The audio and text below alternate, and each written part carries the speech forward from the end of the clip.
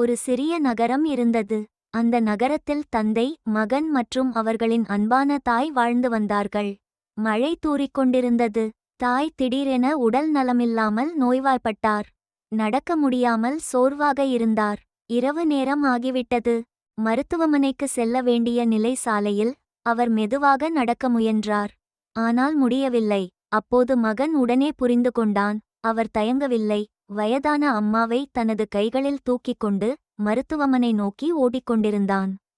அம்மாவின் முகம் சோர்வாக இருந்தது. ஆனால் அமைதியான புன்னகை இருந்தது. மகனின் கண்களில் கண்ணீர். ஆனால் அவன் நிற்கவில்லை. அம்மா மெதுவாக அவன் முகத்தை தொட்டு கேட்டார். கஷ்டமாயிருக்கா கண்ணா? மகன் குரல் நடுங்கி சொன்னான். அம்மா, நான் சின்னவனா இருந்தப்போ நீங்க என்னை இதே மாதிரி தூக்கினீங்க. காய்ச்சல் வந்தப்போ இரவு முழுக்க தூங்காம என்ன பார்த்தீங்க.